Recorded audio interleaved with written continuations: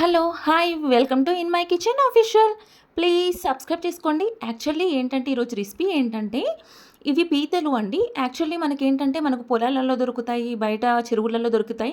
ఆ పీతలు కాదనమాట. ఇవి చుక్కల పీతలు, స్టార్ పీతలు అని గూడా అంటారు. ఇవి సముద్రము పీతలనమాట. మా తెలంగాణలో అయితే ఎండ్రికాయలు అంటారు. ఆంధ్రాలో అయితే పీతలు అంటారు. ఇది వెయిట్ లాస్ రెసిపీ అనమాట. అలాగే మోకాళ్ళ నొప్పులొచ్చిన వాళ్ళకి గూడా ఇది మంచి రెసిపీ. మంచిగా బావుంటది. మోకాళ్ళ నొప్పులు కూడా తగ్గుతాయి. చికెన్, మటన్ ఇష్టముండి బాగా నాన్ వెజ్ లవర్స్ అయితేనైతే నేను వెయిట్ పెరుగుతున్నా అన్న వాళ్ళకైతే ఇలా ట్రై చేయండి. చాలా అంటే చాలా బావుంటుంది. టేస్ట్ కూడా సూపర్ ఉంటుంది. ఇప్పుడు ఇది ఎలా క్లీన్ చేసుకోవాలో మీకు చూపిస్తున్నాను. ఇప్పుడు ఈ పీతని ఇలా ఓపెన్ చేసుకోవాలనమాట. ఫ్రంట్ ఇలా పట్టేసుకొని ఇలా లాగగానే ఈ పైనున్న షెల్ ఒకటి బయటకొస్తుంది. అది వేస్టేజ్ అనమాట. అది పక్కన పెట్టేసేసుకున్నాను. ఇప్పుడు వచ్చేసేసి మనకి ఈ పీతకి ఇప్పుడు చూస్తున్నారు కదా! ఆ లేయర్స్ లాగా ఉన్నాయి కదా! అది ఏంటంటే ఆరెంజ్ పలుపులాగా వచ్చిందనమాట. అవి ఒక్కొక్కటి ఉన్నాయి. అవేంటంటే దాని ఫుడ్ అనుకుంటా. అవి కొంచెం బ్లాక్ ఉన్నాయన్నమాట. దాని ఫుడ్ ప్రేగుల్లాంటివో ఏంటో తెలియదు నాకు గూడా యాక్చువల్లీ. కాకపోతే అవి అనేది వేస్టేజ్ అనమాట. అవి తినకూడదు. అవి పక్కన పెట్టేసేసుకోవాలి. యాక్చువల్లీ అయితే నెక్స్ట్ ఏంటంటే అవి యెల్లో కలర్ ఉంది చూసారా? అవి ఎగ్స్ అనమాట. వీటి ఎగ్స్. అయితే ఇప్పుడు ఇది ఈ షెల్ అనేది తీసిన తర్వాత ఇప్పుడు దీనికొక తోక ఉంటుందనమాట. దీంట్లో పిల్లలయిపోయిన తర్వాత అది దాచిపెట్టుకుంటదంట ఈ పీత అనేది. ఆహ్, ఆ తోకను కూడా తీసేసేయాలనమాట. తీసేసిన తర్వాత ఇప్పుడు వీటికి కాళ్ళు ఉన్నాయి కదండీ! అవి మధ్యలోకి ఇచ్చేసేయాలనమాట. అవి ఏంటంటే లాస్ట్‌కి తోకలాగా అలా ఉన్నాయి. అవి వేస్టేజ్ అనమాట. ఏంటంటే మనం కర్రీలో వేసినా గానీ ఆ ఆయిల్, వాటర్ అంతా ఎక్కువ గుంజేసుకుంటదనమాట. అవి ఇది వాడుతున్న అవసరం లేదు. కొంతమందయితే అవి కూడా పౌడర్‌గా చేసి కర్రీ చేసేసుకుంటారు కానీ అది అవసరం లేదు. మనం హాఫ్ కట్ చేసుకుంటే సరిపోతుంది. యాక్చువల్లీ వీటికి ఇవి పొడుగ్గా వచ్చినాయి కదండీ! వీటిని కొండీలంటారు. అందులో చేయి పెడితే మాత్రం మన చెయ్యి కూడా కట్ అయిపోతుంది.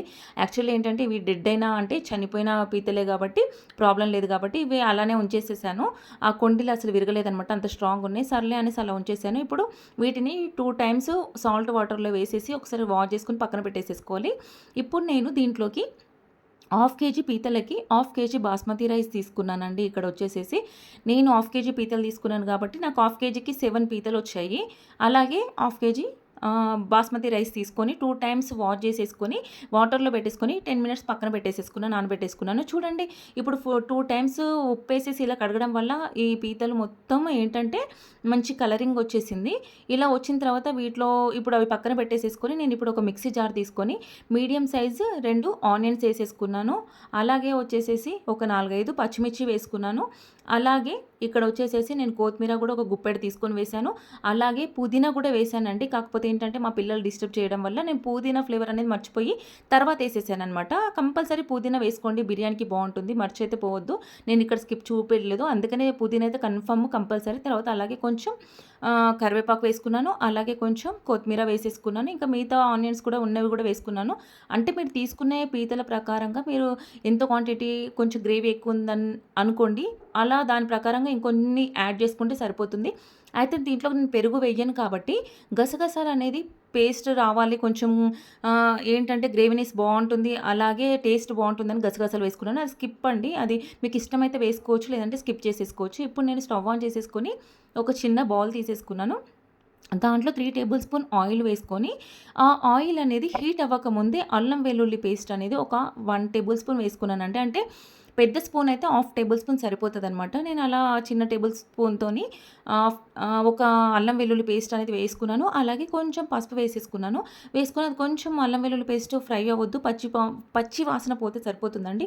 అంత లోపల ఇప్పుడు నేను పుదీనా, కొత్తిమీర, ఆనియన్స్ కలిపి మిక్సీ చేసుకున్నాను కదా! ఆ పేస్ట్ కూడా కొంచెం కొంచెంగా వేసుకొని ఇలా కలుపుతూ మొత్తం చేసేసుకున్నాను. ఇప్పుడు చూడండి కలరింగ్ అయితే మొత్తం గ్రీన్ కలర్‌లో వచ్చింది. నేను పుదీనా అయితే నేను చూపించలేదండి. అప్పుడు మర్చిపోయాను. మళ్ళీ ఎందుకులే చెప్పొచ్చు అని చెప్పేసి నేనది చూపించలేదు మీకు. కానీ పుదీనా అయితే నేను కంపల్సరీ యాడ్ చేశానండి. కంపల్సరీ యాడ్ చేసేసుకోండి. ఇప్పుడు అదేంటంటే అవన్నీ పచ్చివే కాబట్టి ఆయిల్ ఇలా పైకొచ్చే వరకి కూడా మనము కొంచెం ఫ్రై చేసుకొని దగ్గరకు ఫ్రై చేసుకోవాలి. ఇప్పుడు వచ్చేసేసి నేను దీంట్లోకి ఇది పీతల బిర్యానీ కాబట్టి కొంచెం స్పైసీ ఎక్కువ తింటాం కాబట్టి నేను ఇక్కడ వచ్చేసి 1 ½ టేబుల్ స్పూన్ కారం వేసేసాను. అలాగే టేబుల్ స్పూన్ సాల్ట్ కూడా వేసుకున్నాననమాట. ఇలా వేసుకొని ఒక్కసారి గరిటెతో మంచి నీట్‌గా ఇలా కలిపేసేసుకోవాలండి. కలిపేసేసుకొని కొంచెం ఉప్పు, కారం అనేది దాంట్లో కలిసేసి మనకు రెడ్ చిల్లీ పౌడర్ ఉంది కదా! దాని కలర్ రెడ్ కలర్‌గా ఉంటుంది కాబట్టి ఆ కలర్ అనేది పైకి రావాలి. నేనైతే ఇందులో ఏ కలర్స్ ఏసుకోకండి. అసలు కలర్స్ అనేది వేస్ట్. హెల్త్‌కి పాడవుతది కాబట్టి నేనేమెయలే. నేచురల్ కారపొడి అనమాట. మన ఇంట్లో వాడే కారపొడే యూజ్ చేశాను. తర్వాత వేయించిన ధనియా పౌడర్ వేసుకున్నాను. హాఫ్ టేబుల్ స్పూన్ గ్రేవీ కోసమని. తర్వాత గరం మసాలా ఉంటుంది కదా! నేనెప్పుడు అన్ని వీడియోలో చెప్తా ఉంటాను. యాలకులు, ఇలాచి, దాల్చిన చెక్క నార్మల్‌గా వేయించేసి పౌడర్ చేసుకున్న ధనియా పౌడరు అండ్ వేయించిన జీలకర్ర పౌడర్ కంపల్సరీ బిర్యానీలోకైతే టేస్ట్ మాత్రం బావుంటుంది. జీరా పౌడర్, వేయించిన జీరా పౌడర్ కూడా వేసేసుకొని ఇలా వేసేసుకోవాలి. మీరు ఇంకొంచెం స్పైసీ కావాలి, కొంచెం టేస్ట్ కావాలంటే దీంట్లోకి కొంచెం బ్లాక్ పెప్పర్ పౌడర్ ఉంటుంది కదా! అదే అండి నల్ల మిరియాలు ఉంటాయి కదా! అది కూడా పౌడర్ కొంచెం వేసేసుకుంటే సరిపోతుంది. ఇప్పుడు నేను ఈ విధంగా కలిపేసేసుకున్నాను. కలిపేది ఇదంతా మిశ్రమం అంతా దగ్గరకొచ్చిన తర్వాత ఇప్పుడిప్పుడే ఆయిల్ పైకొస్తుంది కాబట్టి నేను దీంట్లోకి ఇప్పుడు చూసారా నేను పీతలన్నీ వాష్ చేసుకున్నాలో మంచి కలరింగ్ వచ్చింది. సాల్ట్ ఏసి 2 టైమ్స్ వాష్ చేయగానే ఇప్పుడు ఈ పీతలన్నీ కూడా ఇందులో వేసేసుకున్నానండి. నాకు ఇక్కడ ఒక 6 7 వచ్చినాయి హాఫ్ కేజీకి. ఇప్పుడు నేను ఇలా వేసేసుకొని మంచిగా స్లోగా గరిటెతో మొత్తం కలిసే విధంగా కలిపేసుకోవాలండి. వీటి కొండులు కూడా వచ్చినాయనమాట. వాటి వల్ల కూడా వాటితోనే మనకు బలం అనేది వస్తది. వీటి కాళ్ళు ముందటున్న కొండీలు అని అంటారనమాట. వాటితోనే మనకు మొకాళ్ళ నొప్పులు కూడా తగ్గుతాయని అంటారు. అది తినడం వల్ల ఈ పీతలు తినడం వల్ల మంచి హెల్తీ బెనిఫిట్స్ ఉంటాయి అని చెప్తారనమాట. ఇప్పుడు ఇలా కలిపేసుకున్న తర్వాత ఒక మీడియం సైజు గ్లాస్ అంటే పెద్ద గ్లాస్‌లో హాఫ్ గ్లాస్ వాటర్ తీసేసుకొని ఇలా యాడ్ చేసేసుకున్నాను. అంటే మీరు చూసుకొని మీరు తీసుకునే క్వాంటిటీ ప్రకారం వేసుకోండి. నేను ఇక్కడ హాఫ్ కేజీ తీసుకున్నాను కాబట్టి నా ప్రకారంగా హాఫ్ గ్లాస్ వాటర్ సరిపోయింది. అలా వేసుకొని అది మూత పెట్టేసుకొని పక్కన పెట్టేసుకొని మరొక స్టవ్ మీద నేనిప్పుడు ఒక గిన్నె తీసేసుకొని దాంట్లో నేను హాఫ్ కేజీ బాస్మతి రైస్ తీసుకున్నాను కాబట్టి దాంట్లోకి 2 ½ గ్లాస్ వచ్చింది కాబట్టి నేను ఇక్కడ వచ్చేసేసి 5 గ్లాస్ వాటర్ తీసుకున్నాను. అలాగే దీంట్లోకి మనం పలావ్ వాడే మసాలాలు మొత్తం వేసుకున్నాను. అంటే సాజీరా, మొగ్గ, ఇలాచి, యాలకులు అండ్ లవంగాలు, ఇలా మొత్తం ఈ ఐటెమ్స్ మొత్తం వేసుకున్నాను. వీడియోలో చూపించిన విధంగా మొత్తం వేసుకున్నాను.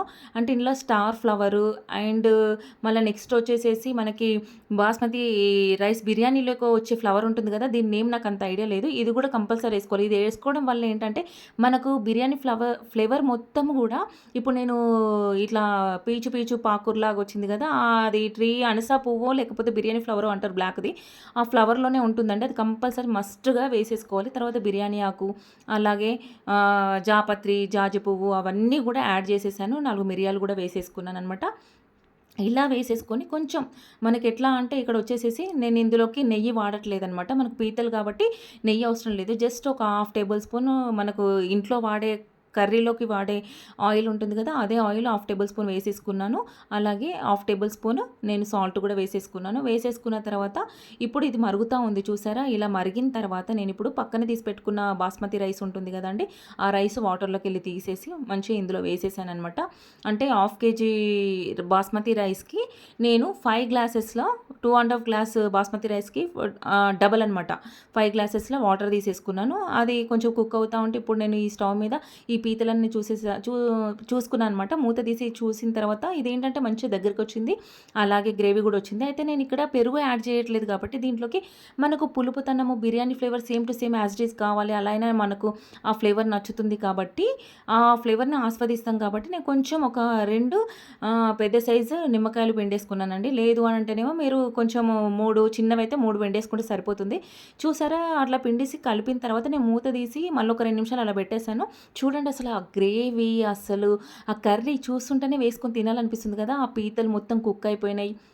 యాక్చువల్లీ ఏంటంటే అవి మంచి కలర్‌గా వచ్చినాయన్నమాట పీతలు గూడా. ఈ గ్రేవీ గూడా నేను చూపిస్తున్నాను. మీకు ఐడియా ఉంటుందని చూపిస్తున్నానండి. స్లోగా పెట్టి చూపిస్తున్నాను. చూడండి ఆ గ్రేవీ గూడా సూపర్‌గొచ్చింది. మనకి బిర్యానీలోకి ఇంకో గ్రేవీ చేసుకోవాల్సిన అవసరం లేదనమాట. నాకు ఇట్లా గ్రేవీతో బావుంటుంది, టేస్ట్ బావుంటుందని నేను ఇలా చేసేసుకున్నాను. ఇప్పుడు చూసేద్దామండి ఇది అయిపోయింది.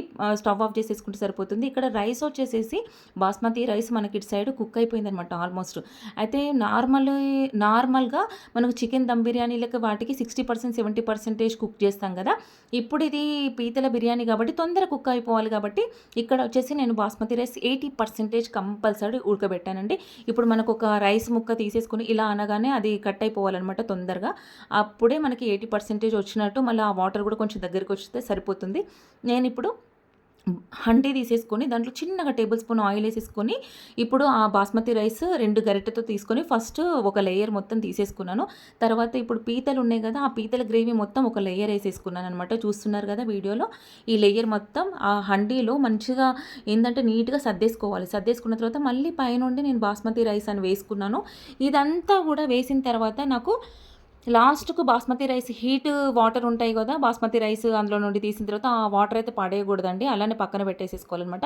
ఇప్పుడు నేను ఇది మొత్తం ఈక్వల్‌గా పెట్టేసేసుకున్నాను. పెట్టేసుకున్న తర్వాత ఇప్పుడు బాస్మతి రైస్‌లో ఉన్న వాటర్ చిన్న గ్లాస్ నిండా జస్ట్ ఒక 2, 3 టేబుల్ స్పూన్‌ల వాటర్ తీసేసుకొని, ఇప్పుడు నేను కర్రీ గిన్నె ఉంది గదా! ఆ కర్రీ గిన్నెకు సైడ్స్‌కి మొత్తం అది గ్రేవీ ఉంది గదా! ఆ గ్రేవీ వచ్చేటట్టుగా కొంచెం వాటర్ ఏసేసుకున్నాను. బాస్మతి రైస్‌లో మిగిలిన హీట్ వాటర్ వేసేసుకొని ఇంకా దీనికి కలరింగ్ అవసరం లేదు అని చెప్పేసి దీనిపైన ఇలా పోస్తున్నానండి. ఏదన్నా మనకి రైస్ ఏమన్నా పొడి పొడిగా ఉన్నా, మనకి పీతల కర్రీ కాబట్టి ఏమన్నా రైస్ ఏమన్నా అక్కడక్కడ ఉడకపోయినా గానీ ఈ వాటర్ ఏస్తున్నాం కదా! 3 టేబుల్ స్పూన్ వాటర్ ఇది దాంట్లోకి పీల్చుకొని కుక్ అయిపోతుందనమాట. ఇప్పుడు నేను దీంట్లో మీ దగ్గర ఉంటే ఫ్రైడ్ ఆనియన్స్ వేసుకోవచ్చండి. ఇంకా నేను అవన్నీ ఏం పెట్టుకోలేదు. జస్ట్ ఇట్లా సింపుల్‌గా చేద్దామని చెప్పేసి నేను ఇలా చేసేసాను. మీకు కావాలంటే ఫ్రైడ్ ఆనియన్స్ కూడా వేసేసుకోవచ్చు పైన. నేనైతే సింపుల్‌గా ఇలా కొత్తిమీర వేసేసుకున్నాను. అలాగే ఇక్కడ దమ్ము పెట్టేసుకున్నాననమాట. అక్కడ చిన్న లిడ్ పెట్టేసుకొని దాంట్లో ఆ లిడ్‌లో నుండి నాకు పైనకి ఎయిర్ పోకుండా జస్ట్ అలా 2 కరివేపాకువి అవి ఇవి చిన్న కాడలుంటే అందులో పెట్టేసేసుకున్నాను. ఇలా నేను మీడియం సైజులో మీడియం సైజులో 5 మినిట్స్ పెట్టేసుకొని మొత్తం సిమ్‌లో పెట్టుకున్నానండి. ఎందుకంటే హండీ కాబట్టి కొంచెం మాడిపోయే ఛాన్స్ ఎక్కువ ఉంటుందనేసి 20 మినిట్స్ అట్లా స్టవ్ మీద పెట్టేసుకున్నాను. సిమ్‌లో పెట్టేసేసుకొని అసలు ఎంత బాగా ఉడికిపోయిందంటే అసలు బిర్యానీ మాత్రం అసలు చికెన్ బిర్యానీ అసలు ఇవి పీతలు చాలామందికి తెలియదు, ఎక్కువ తినరు, ఛీ అనుకుంటారు గానీ, చికెన్ తిన్నట్టే ఉంటదండి. అంతకన్నా గూడా సూపర్‌గుంటుంది. దీనివల్ల ఏంటంటే, మనకు మోకాళ్ళ నొప్పులైతే తగ్గిపోతాయనమాట. చూసారా ఇప్పుడు నేను కలుపుతున్నాను మీ ముందటనే. అది రైస్ చూడండి అసలు పలుకులు పలుకులుగా వచ్చింది. మళ్ళీ పీతలు కూడా మంచిగా అయిపోయినాయి. దేని దానికొచ్చింది. గ్రేవీ కూడా చూసారా మనకి ఇంకొక గ్రేవీ అవసరం లేదు. నిండుగా వచ్చిందనమాట. నాకు చూస్తుంటేనే నోరు ఊరిపోయింది. ఇలా పక్కన ఆనియన్స్ పెట్టుకొని పెరుగు రైతా అయితే మన ఛానల్‌లో ఉంది. నేను ఒకటి చేసి పెట్టాను వీడియో. అందులోకెళ్ళి రైతా అనేది నేర్చుకొని చూడండి. రైతా పెట్టేసేసుకొని తింటే మాత్రం ఉంటుంది. సూపర్ అంటే సూపర్ అబ్బా! కాలిపోతుందండి. యాక్చువల్లీ ఏంటంటే పీత చూసారు అసలు ఎంత బావుంది. అసలు అది తింటా ఉంటే ఆ ఫ్లేవర్ అసలు సూపర్ ఉంది. నాకైతే ప్రాణం ఆగలేదనమాట. సర్లే ఎట్లాగో అలా అని కొంచెం టేస్ట్ చేద్దామని ఇలా అన్నంనైతే కలిపేసాను కొంచెం. కలిపేసి కొంచెం అట్లా నోట్లో పెట్టేసేసుకున్నాను. వేడి వేడిగా ఉంది. ఆహా! అద్భుతం అనమాట. చాలా చాలా బావుందండి. రియల్ అంటే రియల్. ప్లీజ్ సబ్స్క్రైబ్ చేసుకోండి.